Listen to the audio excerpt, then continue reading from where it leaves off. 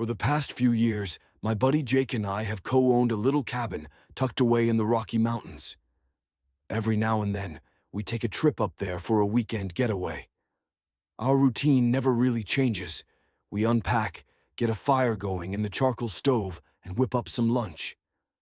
After that, we hike down to the nearest lake and try our luck at fishing. We have only ever caught one fish. Jake swears up and down that he reeled it in, but I know for a fact it was me. As the sun starts to set, we make our way back to the cabin and turn in for the night. I usually wind down with a Stephen King novel, letting the eerie stories lull me to sleep. By morning, we cook up some breakfast, pack our things, and head out around noon. Last month, we decided to ring in the new year at the cabin. Neither of us had any other plans, so it seemed like a good way to spend the time. I woke up early that morning and layered up for the cold. After stuffing a couple of granola bars into my bag, I stepped outside just as Jake's red pickup came crunching through the snow. The back of his truck was piled high with rough-cut logs, their deep brown bark split open to reveal streaks of burgundy inside. Beside the firewood sat a medium-sized cardboard box. I tossed my backpack into the truck bed and slid into the passenger seat, settling into the worn leather. The radio was blasting a song from our local rock station. Jake took a sip from his thermos and smirked. "You dig the tunes?" he asked. I let out a chuckle. It was some Imagine Dragons song from a few years back, one of those overproduced tracks we always made fun of. "Oh yeah, this one deserves every Grammy ever awarded," I said, laying on the sarcasm. Jake grinned. "Nah, man, this is Nobel Prize material." As we continued driving, the cityscape around us gradually faded. Fast food joints and strip malls gave way to towering pine trees, and soon enough, the skyscrapers had been replaced by mountains. We still had about 2 hours ahead of us before reaching the cabin. As we rounded a bend in the road, the radio crackled with static. "Damn it," Jake muttered. "Find something else, will ya?" I fiddled with the dial, twisting it back and forth for a good minute before finally landing on a station. The soft strains of elevator-style music filtered through the speakers. Nothing great, but at least it was something. A moment later, a young radio host with a slight drawl cut in. "Welcome to KWIU Mountain Mysteries. Today, we are diving into our Bugfoot Mystery Hour. If you have seen any evidence of the Bugfoot, call in at 354-36846. As the music eased back in, Jake raised an eyebrow. "What the hell is a Bugfoot?" I shrugged. Every remote place has its own cryptid legend. It is just a gimmick to bring in tourists. A few minutes later, the host's smooth voice returned. "All right, folks, we have Randy from Bailey on the line. Randy, tell us what you got." An older man with a gravelly voice chimed in. "Hey there. I have lived around here for a long time, and I have seen plenty of signs of the Bugfoot. But the other night, I saw him clear as day." "That sure is something, Randy. Tell us what happened." "It was awful. I was out having my usual evening smoke. My wife does not let me smoke near the house, so I was walking along the river. Must have been the dry season because I could not find the damn thing. The woods can mess with you like that. Everything starts to look the same. Before I knew it, I was lost. So I put out my cigarette and started looking for a light. In the distance, I spotted what looked like a pair of headlights, just sitting still. Figured it had to be a car on the highway, and maybe I could hitch a ride back home. When I got about 100 feet away, I noticed something was off. The lights were moving weirdly, almost like they were floating. I figured it was just some kids messing around. Decided I would walk along the highway instead. But as I got closer, maybe 50 feet away, I realized those lights were way too high to be headlights. I called out, and just like that, they took off up the road, faster than any car could ever move. The host paused for dramatic effect. And what do you think those lights were, Randy? The eyes of the Bugfoot, of course. Everyone knows he has these massive, glowing eyes that can blind you if you get too close. Well, thank you for that, Randy. With that, Randy hung up. The host chuckled. What do you all think? Was that the Bugfoot, or just some pranksters having a little fun? Soft, instrumental music faded in, something old school, like the kind you would hear on the Weather Channel. Jake scoffed. Bugfoot. That is some next-level nonsense. Yeah, no kidding. They could have at least come up with a better name. Every strange little town wants its own version of Bigfoot, or the Loch Ness Monster, or Mothman. Jake shook his head. You would think they would put a little effort into it. This is just Bigfoot with a lazy rebrand. Just then, the music cut out again. All right, folks, we have Linda from Buffalo Creek on the line. Linda, what have you got for us? A woman with a high-pitched voice piped up. Bugfoot was trying to get into my house the other night. The host responded with a touch of amusement. That sure sounds scary, Linda. Tell us what happened. Jake muttered under his breath. Oh yeah, this is going to be a real solid story. Linda continued. I had just gotten back from emptying our latrine into the lake when I saw something outside my house. I shuddered, suddenly hoping that Linda's lake was nowhere near ours. The sun was nearly gone by then, so I could not make out much. But from what I did see, it was massive, with smooth brown skin. Its face had the features of a cricket, yet the shape of a man. Two large, empty black eyes stared ahead, and from the top of its head sprouted two long, thin appendages. Instead of hands, its arms ended in two hooked fingers. Its legs bent backward first, then forward at the knee, tapering into a single elongated foot. Were its eyes glowing like Randy said? No, they were just dead and black. Sorry to cut in. Please continue. It wandered around my house, running those awful fingers along the walls like it was searching for a way inside. After a few minutes, it lost interest and slipped back into the woods. What do you think it was doing, Linda? Trying to get in, obviously. It looked through the windows and tried to do what, Linda? The host sounded a little more serious now. I doubt he was genuinely concerned for her. More likely, he just wanted to squeeze the story for every drop of content he could get. It tried to break down the door. Even from where I was, I could hear it slamming against the wood. Thank God it held. The host went back to his usual tone. Appreciate the call, Linda. That is all we need. She hung up, and the easy listening music returned. Probably just some lunatic, Anthony said. Definitely not Bugfoot. By then, we had gone deep into the woods.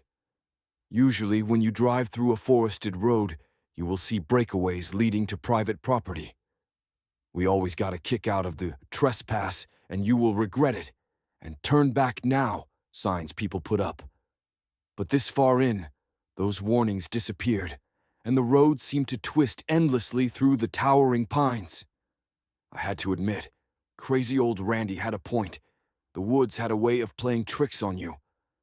Out here it was just boulders, moss, and pines as far as the eye could see. After hours of staring at that, your mind started to wander. If I lived in a place like this long enough, I would probably start seeing Bugfoot too.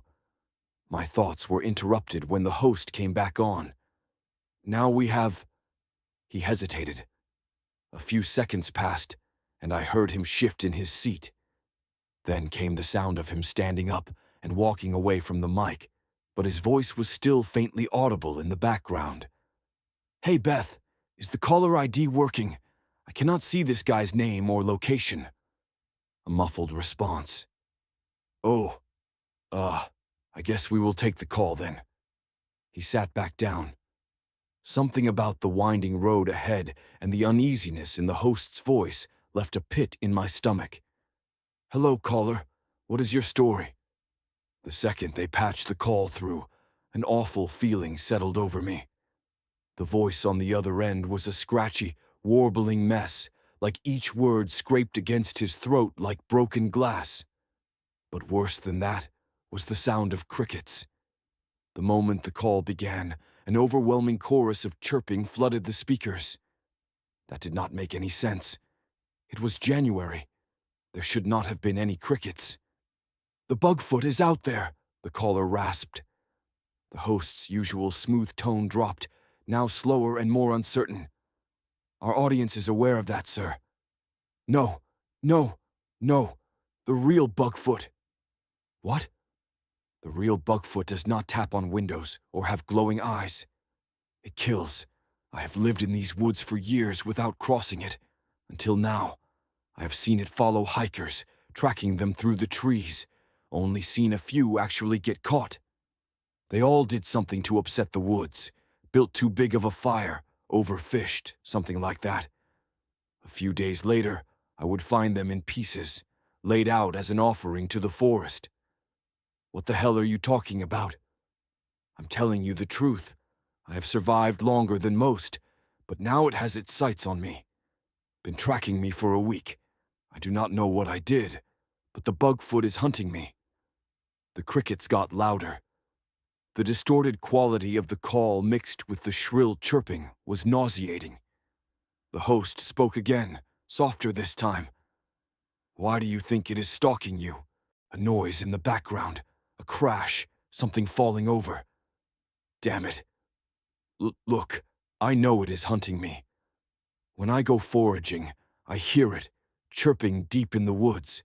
When I try to sleep, I hear it pacing on my roof. It is only a matter of time now. What are you going to do?" "I'm trying to."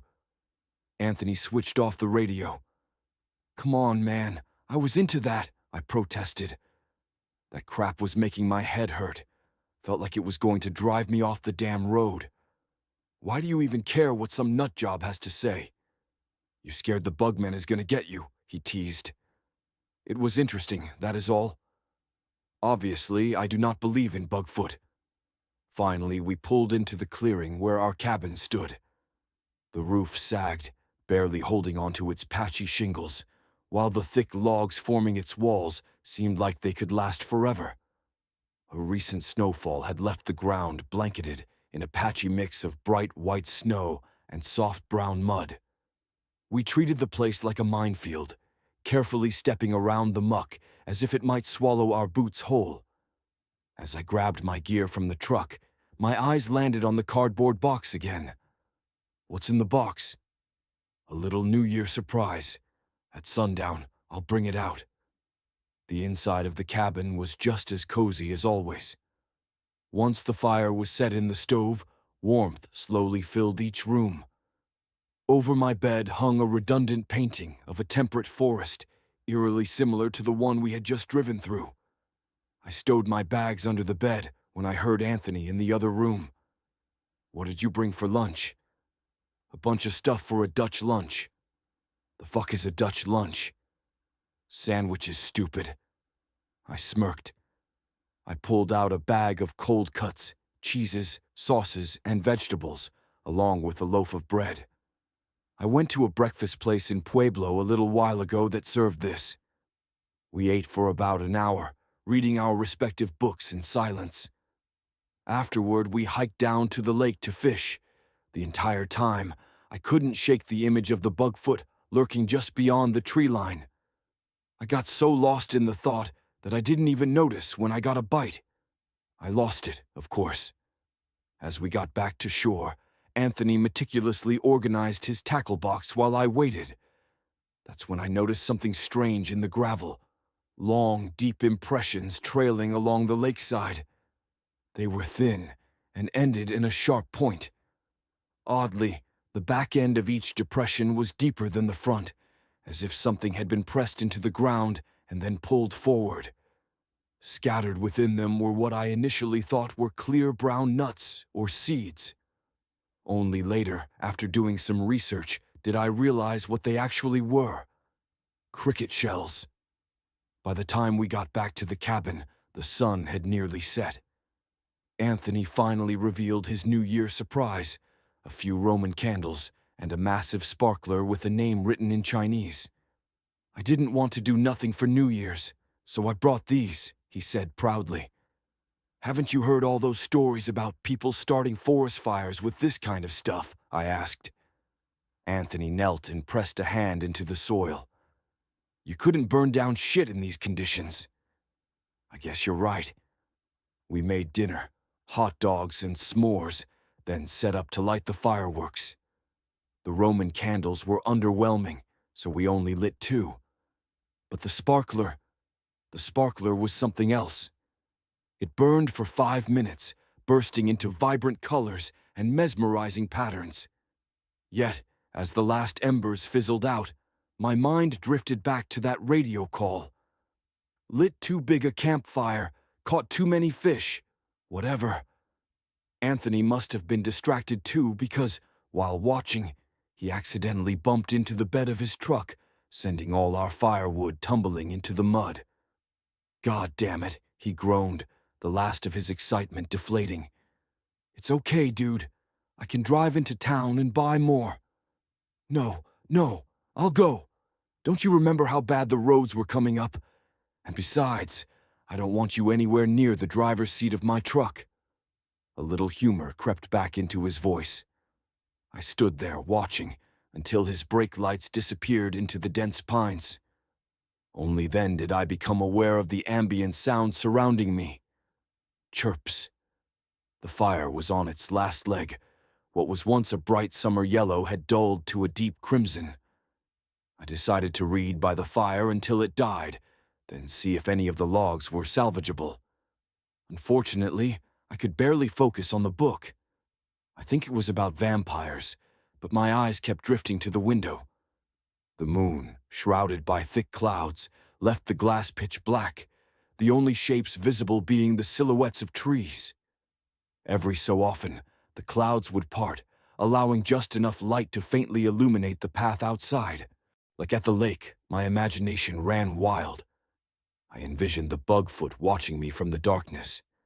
But each time the moonlight returned, if only for a second, I thought I saw something. A dark figure. It disappeared so quickly I couldn't describe it, but I knew it had been there. At some point, I looked back down at the page and realized I could no longer read. The fire had died. I looked back at the window. Darkness. The tree line was barely visible, and the pile of wood was just out of sight. I slowly reached for the doorknob. It was rusty and impossibly cold. As soon as the wooden frame creaked, the winter air hit me like 1,000 frozen needles. I stepped just far enough to inspect the firewood, but the second I left the safety of the doorway, an acute sense of being watched overtook me. It felt like the entire forest was staring at me, hungrily. From my distance, I could see that some of the wood on top had barely touched the mud. I took another step, then stopped. Now that I was fully outside, my senses heightened. The black void of the night surrounded me, and the chirping was gone. While I had been reading, the crickets had chirped endlessly. But now, silence. Not the absence of sound, but an unnatural stillness, like when the forest holds its breath before a predator strikes. I walked quickly, quietly, and grabbed the nearest logs. When I had gathered enough, I looked up. My eyes had adjusted. I could clearly see the clearing around me, and pressed deep into the mud in front of me were those long, thin tracks. I bolted back into the cabin, slamming the door behind me so hard that I half expected the wood to crack or the hinges to snap clean off. The second it was shut, the crickets started up again.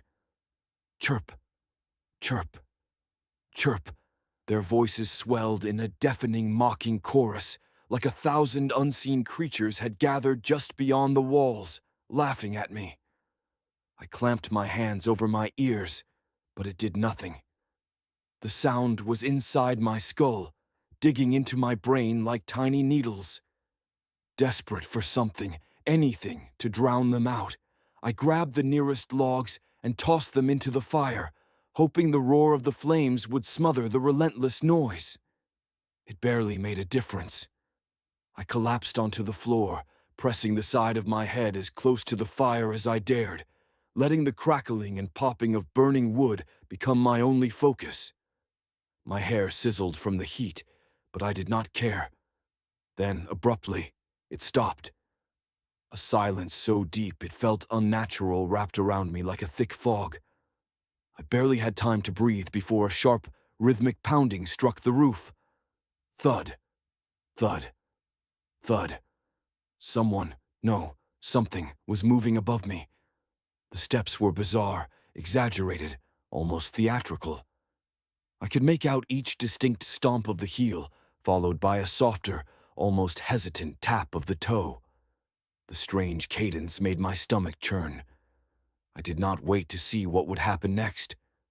Moving as quietly as I could, I backed toward my bedroom and dropped to the floor. As I lowered myself, my knee buckled and hit the hardwood with a heavy, echoing thump. Everything went still. It hurt me. I flattened myself against the ground and inched toward the bed, forcing my body into the cramped space underneath. My hands trembled as I stacked my bags against the wall, creating a barrier, a pathetic shield between me and whatever was up there. The footsteps did not return immediately. Instead, the roof groaned under shifting weight, followed by a terrible, frenzied pounding. Boom, boom, boom. Between the violent thuds, I heard the sharp clatter of ceramic shingles breaking apart and tumbling into the snow outside.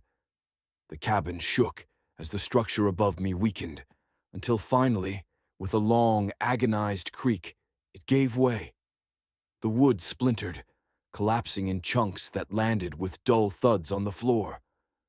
A cascade of snow poured inside, instantly smothering the fire and plunging the room into icy darkness. Silence returned, settling over me like a thick, suffocating blanket. Then it came down. It did not crash or stomp. It descended with an eerie, unnatural lightness, its feet barely making a sound as they touched the wooden floor. The only part of it I could see were those horrible feet, long, smooth, the color of dried autumn leaves. They ended in downward curving, yellowed talons that hooked like they were meant for piercing flesh. Segmented, with jagged protrusions, they looked like something torn straight from a nightmare. As soon as it stepped forward, I understood how it had made those strange tracks in the snow. All its weight landed on the ball of its foot first, while the hooked talon followed behind, leaving those deep, precise marks. It moved erratically, scuttling across the cabin with no real direction, overturning objects as if they did not even exist. A lamp shattered. A picture frame clattered to the ground. It did not pause to examine anything, did not hesitate, did not linger. It was searching. And then it turned toward me. The creature's feet stopped just inches from the bed. My breath caught in my throat. If it could smell me, if it could hear the frantic beating of my heart, I was dead. I clenched my teeth and willed myself into absolute stillness. Then, an engine. The distant hum of a truck cut through the night. Anthony. The creature's feet twitched. Then, with an unsettlingly smooth motion, it turned. A buzzing noise, deep and resonant, rippled through the air as it floated upward, vanishing back through the hole in the roof. I stayed put for another full minute, paralyzed by fear, listening to the emptiness. When I was sure it was gone, I shoved my bags aside and crawled out from under the bed. My whole body screamed at me to move, and I did not argue. I sprinted to the door, throwing it open so fast I barely noticed the flurry of fresh snow whipping against my face. I ran. The truck was still rolling up the drive when I reached it. I yanked the door open and hurled myself inside, barely catching my breath before I shouted, "Turn around! Go! Now!" Anthony blinked, confused. "What are you—" — But then he looked past me, looked at the cabin, the ruin of it. His face paled. Without another word, he spun the wheel, turned the truck around, and hit the gas. We tore down the trail, leaving the wreckage behind us. Neither of us spoke. We did not turn the radio on. The only sound was the crunch of tires over snow and the whisper of the wind outside. I still have not told Anthony what happened that night. I plan to take the secret to my grave, but I cannot. Last night, it snowed, and when I looked outside my window this morning, those same tracks were in my yard. I grew up in a tight-knit little town in southern Minnesota, the kind of place where everyone knew your name and your business. There were only 8 other kids my age, so the school had to cram multiple grades together just to fill a classroom. Winters were brutal, and when the snow piled up, folks came together to clear the roads. We made do with what we had. I still remember the day I left for college. The roads were a sheet of ice, so we had to scatter pine branches and gravel just to give the tires some grip. 3 of our neighbors pitched in, pushing the car and shouting words of encouragement. I barely made it to the train before the doors slid shut. By some strange stroke of luck, I ended up sitting next to a girl from the grade above mine, Madeline. Madeline came from a big family, 8 siblings, each born barely a year apart. You could easily mistake one for another. But Madeline stood out. Every girl wanted to be like her, me included. She wasn't just pretty, she was sharp, driven, and magnetic. She had a way of making people want to follow her, to be part of whatever idea she had. Everyone agreed she was the most likely to make it big. Sitting beside her on that train felt strange. We had never really spoken before, never had a reason to. But there we were, heading towards something bigger than our small-town lives, both jittery with nerves. Then, we noticed something curious. We had the same necklace, a small amber stone set in a silver disc etched with 12 tiny notches, like a clock or a calendar. "Well, that's funny," she said. "Where'd you get yours?" "I think Grace makes them," I replied. "She conned my mom into buying one." Weird how Grace never wears one herself. Probably because they're kind of dumb. The words slipped out before I could stop them, but she laughed. Madeline always seemed so polished, so untouchable, but in that moment, she felt like just another girl from our little town. I didn't see Madeline for years after that. I studied photojournalism, dreaming of becoming the next Mary Ellen Mark or Dorothea Lange. I fell in love, with my camera, with a man, with the thrill of the city. I came close to a lot of things. I almost got married, almost had a kid, almost landed my dream job. But life had other plans. One by one, those almosts slipped away, and in the end, I had nothing, not even my camera. Madeline, on the other hand, was climbing the ladder. She auditioned for a talent show under the name Delilah and made it surprisingly far. When it was all over, she landed a gig as a local morning show host. It wasn't national news or anything, and I had no idea if anyone actually watched, but she was there. She had made something of herself. After a string of bad choices, I found myself back in my hometown. I got a small place near Rochester and did odd jobs for a government office until they downsized me right out of a paycheck. Once again, I was drifting without a plan. And that's when the strangest thing happened, because of a selfie. I was standing outside a cafe, taking a quick picture, when I caught sight of someone in the background. Madeline. No, Delilah. Her hair was darker now, her clothes more subdued. I almost didn't recognize her. Since I already had my phone out, I snapped another picture, intending to send it to my mom with a simple, "Look who I ran into today." But before I could, she turned and spotted me, phone still in hand. Her eyes narrowed slightly as she walked over. "Can I help you?" "You're Madeline," I said, almost in disbelief. "From school." She blinked. "Madeline? Haven't heard that name in a while." "Yeah, You were a grade ahead of me. We had the same necklace. Her hand instinctively went to her throat, fingers grazing the pendant. The same amber stone, the same silver disc. And for a fleeting moment, I saw her as she once was, the girl who could captivate a room with nothing but a grin. The fire in her hadn't gone out. Even after all these years, I could see why people had been drawn to her.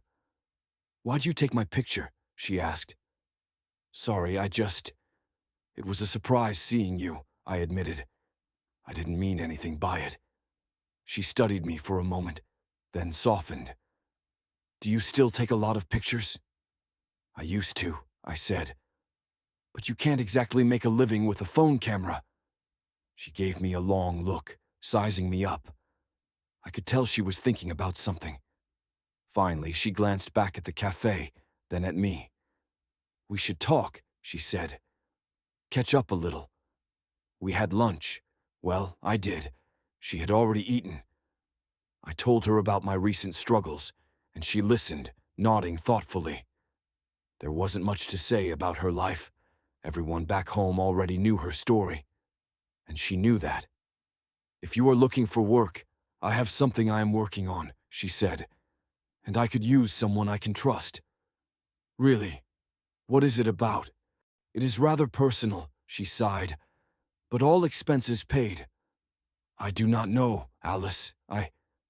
It is Thea now," she corrected. "If that is okay." "Of course, yeah," I nodded. "Sure." She gave me her contact information, and we planned to meet at her place later that night. Now, for those who are not familiar, Rothenburg has a rather distinctive architectural style. Walking through those streets after being away for so long felt like stepping straight into the past. The cobblestone roads, the half-timbered German houses, and even an old stone wall. It all gave the town a medieval charm.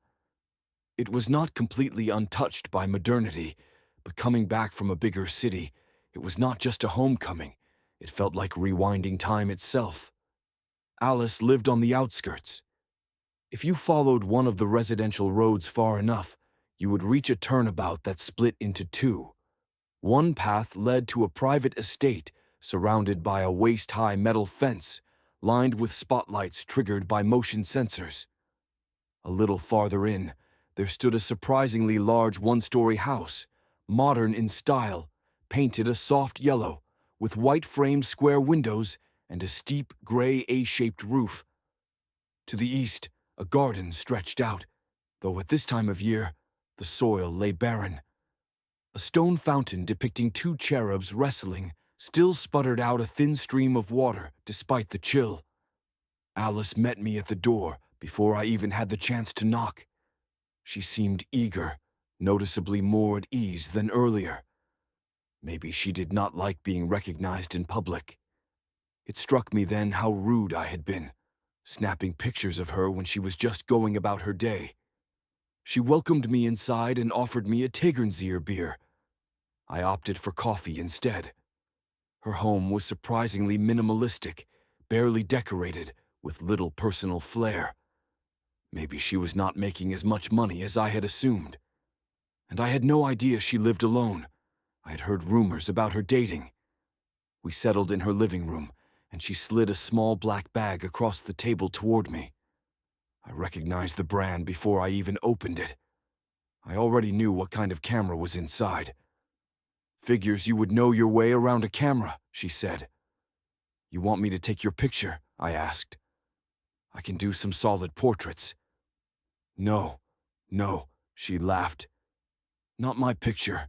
It is a long story, but hear me out." Alice had always been part of a big family, but apparently it was even bigger than she had once believed. It turned out she had a different father than 4 of her siblings, some of whom had been raised in an entirely separate household.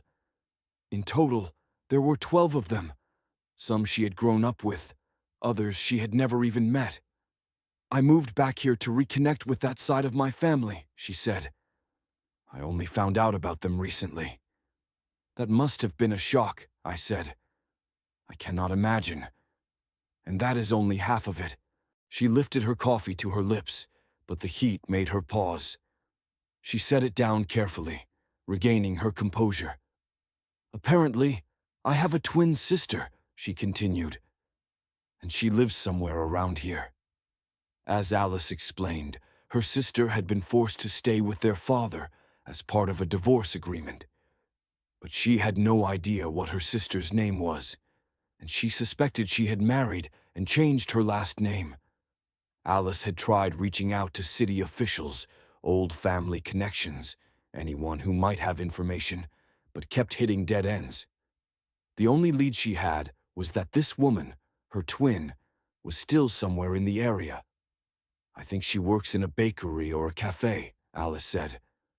A friend of a friend swore they saw her at a booth at the Christmas market. So what do you need me for? I want you to help me find her, she said. I need you to do exactly what you did with me. Keep an eye out. If you find someone who even remotely looks like me, take a picture and bring it back to me. That sounds like a long shot, I said. There are a lot of bakeries and even more cafes. I will pay you very generously, she assured me. All equipment, gas, whatever you need. I just need someone out there looking so I do not feel like I am giving up on finding her. She reached for my hand, and her necklace swayed slightly. The amber stone, the silver disc. There was genuine urgency in her voice. Then again, she was media trained and an aspiring actress. I do not care if it is just a glimpse, she continued. I just want to know she is real. Over the next few days, we worked out the details.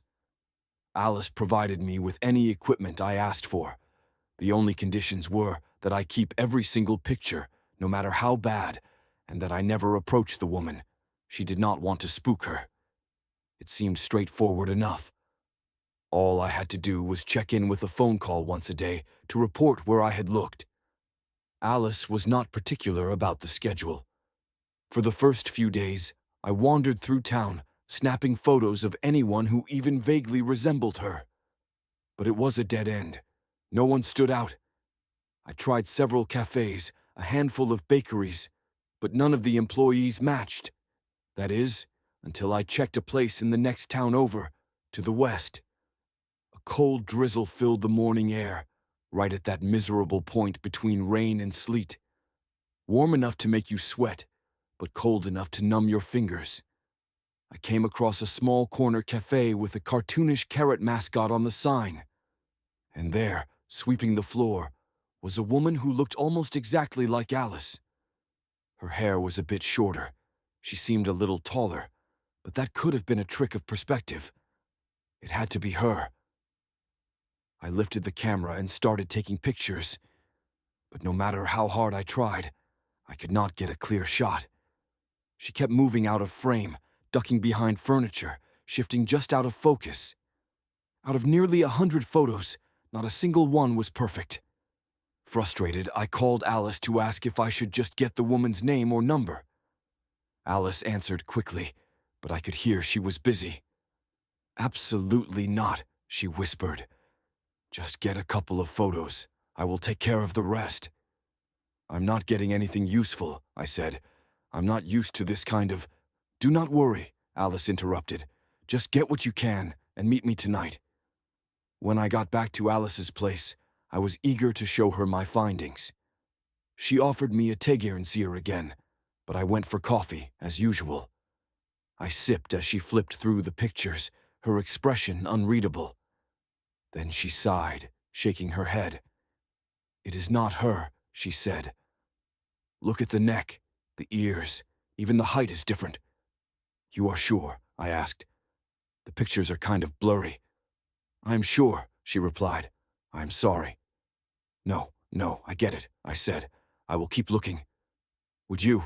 Emily smiled. Do you mind? Not at all.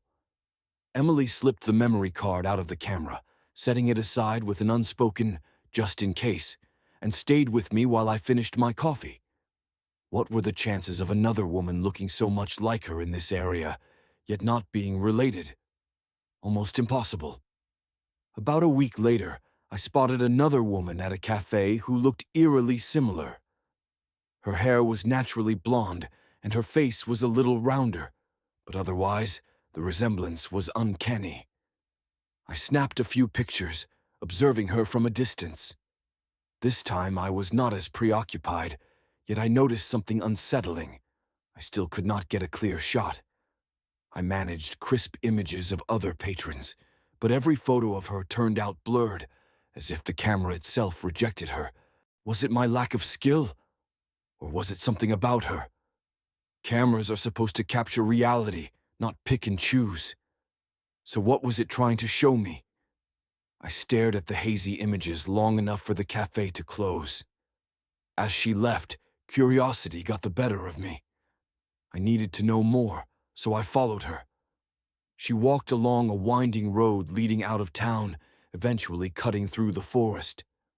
Somewhere along that shortcut, I lost her. I scanned the trees with my camera in hand, but night had begun to settle in. Then I saw her. She was standing off the path, motionless, her gaze locked forward, her body stiff and unnatural. She did not speak, did not move. It was like she had stopped pretending. My phone buzzed. Instinctively, I looked down, nearly dropping my camera. Thank God for the backup strap. When I glanced back up, she had turned to face me. Her blank expression twisted into something almost angry when she spotted my camera. "No pictures," she snapped. "Sorry," I said. "I will go." "No," she shouted again. "I said no pictures." "I am sorry," I repeated. We stood there for a tense moment, staring at one another. Then suddenly, she bolted. I ran too, but I was out of practice. She, on the other hand, was fast, far faster than I had expected.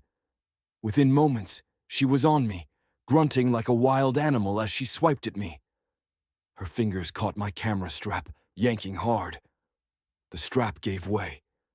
My camera flew through the air, landing hard against a jagged rock, the impact shattering the storage latch and cracking the memory card. I stumbled forward, scraping my palms against the rough ground. I covered my head, scrambling to my feet, only to find that she was gone. The road behind me was empty. I stood there breathless, heart hammering in my chest, staring at nothing. Looking down, I saw my camera had taken more damage than I had. The memory card was ruined. The screen was broken. I had nothing to show Emily. Wherever that woman had disappeared to, she could rest easy, knowing every trace of her was gone, along with my camera. That night, I met up with Emily and told her everything. She looked concerned, handing me some paper towels to clean my hands. The camera did not seem to matter to her. She could get me another one. What she cared about was where to look next. Apparently, she was not naturally blonde. That meant the woman I had chased could not have been her twin. I had never known Emily dyed her hair all these years. As I was about to leave, I tossed the paper towel into her trash can, and then I saw it. A memory card, snapped in half, identical to the one I had given her earlier. I did not say a word. Maybe she had a reason. But what unsettled me was trying to figure out what that reason could be. This pattern continued for weeks. I would find someone who resembled Emily, but I could never get a clear picture. The more I watched, the stranger things became. One woman sat in a parked car for hours, hands on the wheel, staring straight ahead, never actually driving. Another wandered town aimlessly, waving at people but never speaking. Another stood at a busy intersection, just watching the cars go by. Every week I found at least one, and each time they behaved the same. They never slept. I never once saw them rest. They simply moved from place to place, always active, never stopping. They avoided cameras, so I kept my distance, muting my phone and being as discreet as possible. Their conversations with people were short, almost rehearsed. They never smoked, never drank, never ate. And not once did they ever show real emotion. It was like they were not real, like they were never really there. I only brought up my concerns to Alice once. You seem to have a lot of lookalikes, I remarked.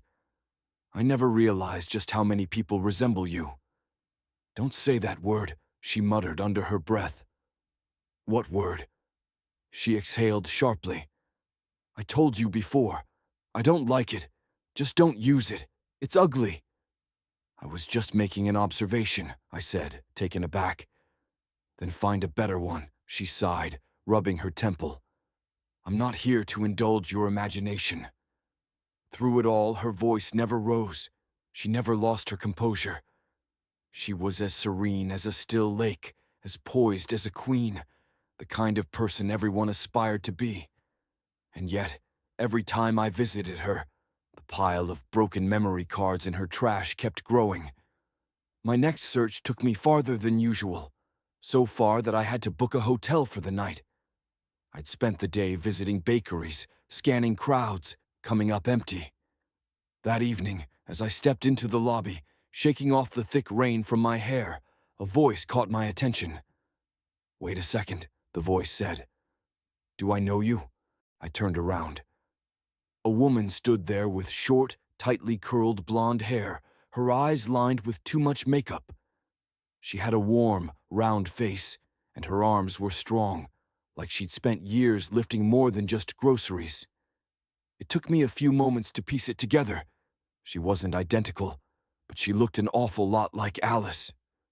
We met on the train, remember? She grinned. We had the same necklace. I froze. There was no way she could have known that. Alice? I asked cautiously. Yes, she laughed.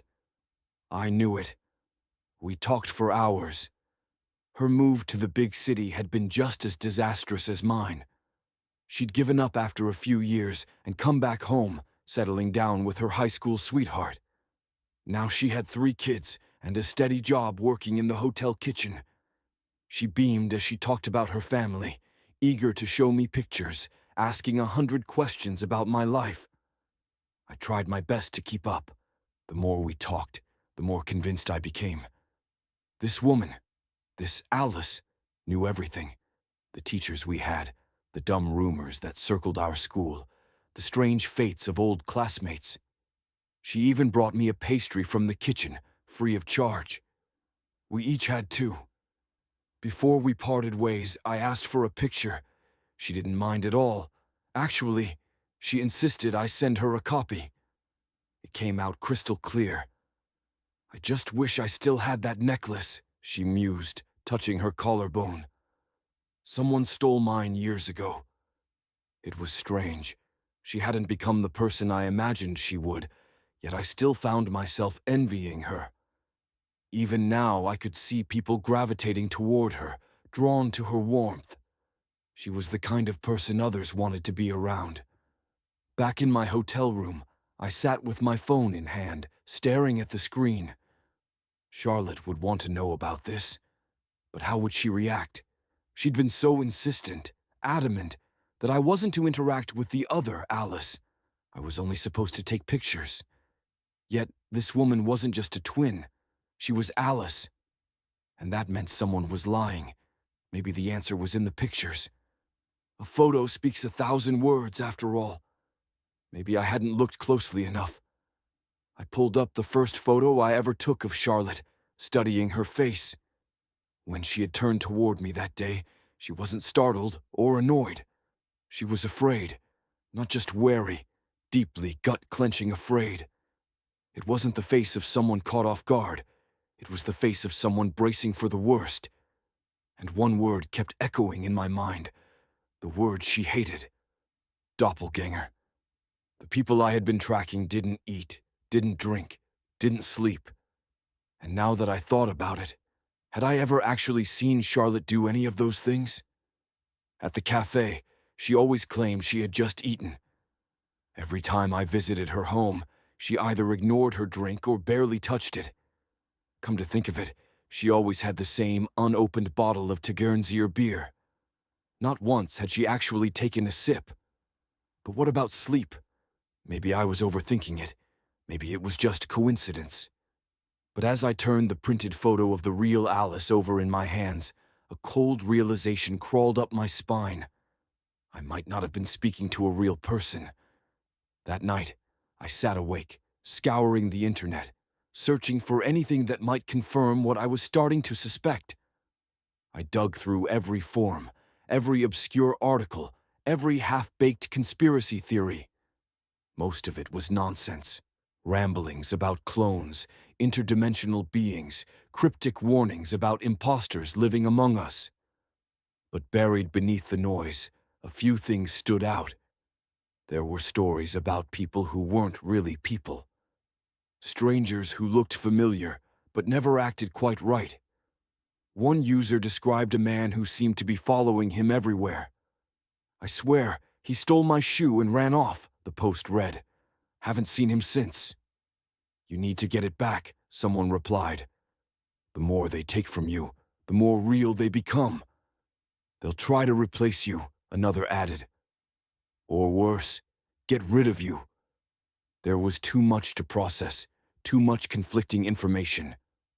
Some claimed they were spirits, others thought they were failed experiments. But one theory appeared over and over again. Doppelgängers hated each other. They couldn't stand competition. If there were two, one had to go. Then I found something that made my stomach drop. If you break a photo of one, you break them too. I thought about the shattered memory cards in Charlotte's trash. I thought about the woman who had chased me, vanishing after my camera was destroyed. One final post made my blood run cold. "It won't work on the good ones. If they've taken something from you, you won't be able to tell the difference, and you won't be able to break their picture." I barely slept that night. My thoughts spiraled in every direction, trying to make sense of what I had seen, what I had learned.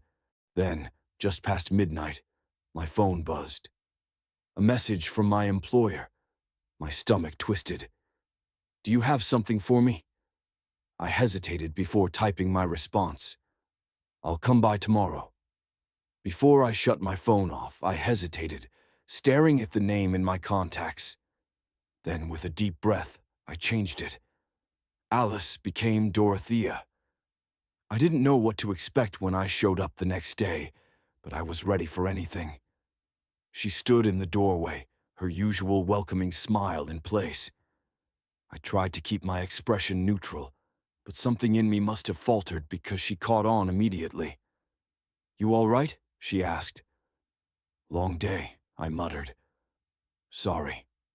Inside, the pristine condition of her home stood out more than ever. Plastic still clung to some of the kitchen appliances. The bed was untouched, the bedside table coated in a fine layer of dust. Dorothea held out a bottle of Tegernseer, her usual offer. I refused. Then, coffee. Again, I refused. That made her pause, one brow lifting. "So," she said, settling onto the couch, "what did you find?" "I think I found the right one," I said carefully. "The picture came out perfect, but she didn't really look like you." Dorothea turned to me fully, her attention locked on. She held out her hand, palm up. "The camera." "What are you going to do?" I asked. "I'm going to speak to my sister." Her voice was smooth, practiced. "Now hand me the camera. Are you both named Alice?" She didn't blink. Her smile remained, but it was hollow, like a doll's expression frozen in porcelain. "Did you speak to her?" she asked. "You didn't answer my question." "I have no obligation to," she said. "You work for me." "You're nothing like I remember," I murmured. "Isn't that strange? People change." I leaned back, fingers grazing my pocket where my phone rested. "You don't remember meeting me on the train, do you?" She remained silent. "That's why you didn't recognize me," I continued. "You don't know." Her hand remained extended. "The camera." "Just tell me the truth," I said. "If not Alice, then who are you?" "Maybe I'm my own person," she said, leaning forward just slightly. "Now how about you be a good friend and hand me the damn camera?" I slid it across the table, but didn't move from my seat. She snatched it up, turning it on, only to find the memory card missing. I'd swapped it out earlier. Then, before she could react, I lifted my phone and snapped a picture. The flash filled the room. Dorothea's hands flew to the necklace at her throat, but the image came out perfect. I stared at it, then at her. "That's it then," I whispered. "That's how you pass as normal." Her fingers tightened around the necklace. "You don't know what you're getting into." Maybe I don't like being lied to. I stood, my pulse hammering. Maybe I don't want to be part of whatever this is. She rose too, the camera slipping from her grasp, hitting the floor with a dull clatter. She watched me with wide, unblinking eyes, her chest still, like she wasn't breathing at all. "To a what?" she said, voice eerily calm. "What exactly do you think I am?" The air between us tightened like a drawn wire. I exhaled. "Doppelgänger." Her smile never wavered, but something in her snapped. "You should have swallowed that fucking word," she seethed. Her fingers pressed into the wall, carving deep, jagged lines into the wallpaper like stone scraping against stone. "But no," she hissed. "You get to be who you want. You, of all people. You, duller than a butter knife. You couldn't dream bigger than taking pictures of lamps, streets, people better than you." "You're not better than me," I shot back. "And you're definitely not people." The sound she made was unnatural, an endless, screeching inhale, like air being sucked through a hollow pipe. Her hands tore through whatever they found, but her face never changed. That smile remained, a mask stretched over boundless disgust. I bolted. I slammed out the door, veering left, crashing through her garden. Dorothea followed like a storm at my back. I vaulted over the waist-high fence, coat catching on an iron spike. I let it rip.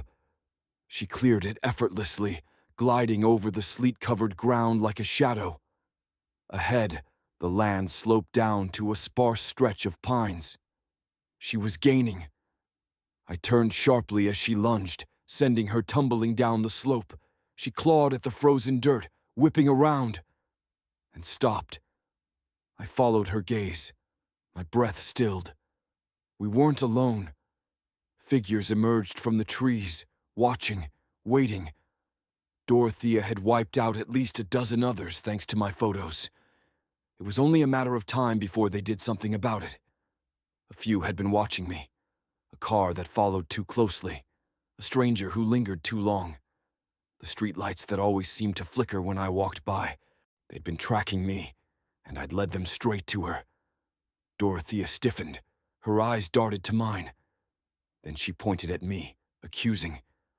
But the others weren't interested in me. They spoke in clipped, guttural sounds, sharp as glass. Then, cold steel pressed against my throat. "Walk." They threw her down like a mass of desperate, clawing hands, each vying for control, like cats in a frenzy. Shreds of her hair were pulled out, but her face never flickered. It was a battlefield of tattered clothes and emotionless stares. In the end, she knelt there, held by three figures, all too familiar, like twisted versions of her. An arm extended from beside me, holding up my phone. A sharp sound split the air. The necklace was ripped from her neck, tossed carelessly onto the dirt. "Take her picture," one of them murmured. "Now!" They forced my arm into place, ensuring I couldn't use it for anything else. I swiped the screen, capturing her image. Her face was blurred, her movements staggered, fractured, like a half-person. A fleeting shadow, a pale reflection of life. Dorothea's gaze met mine, calm as ever. But through the picture, I felt it. Hatred, not in a grimace or a twisted sneer, but in the jumbled, swirling shapes on the screen. The pressure of cold steel tightened against my throat. "Break it," they hissed. She cheated. She skipped the line. And without thinking, I let my phone drop, crushing it beneath the heel of my boot. There was no flare of emotion, no explosion of sound.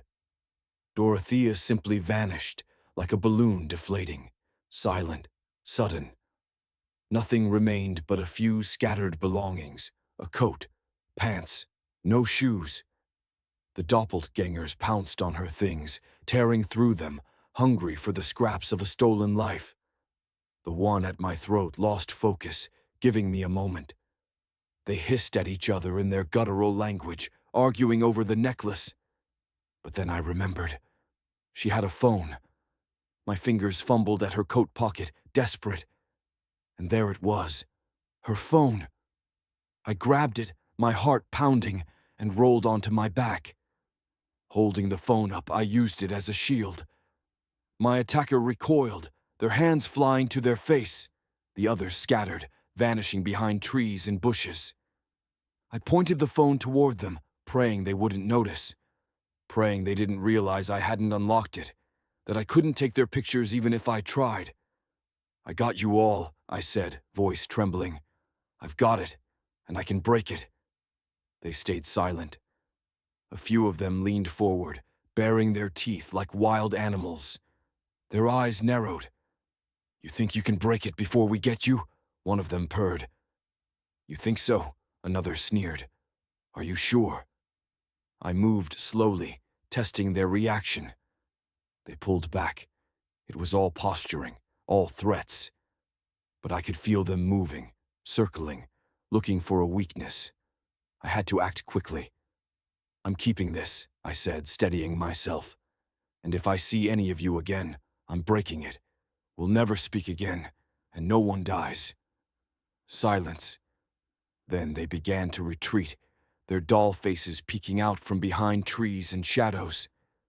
They hissed at each other, their spitting words sharp and venomous. They were debating, but they didn't move. And they let me go.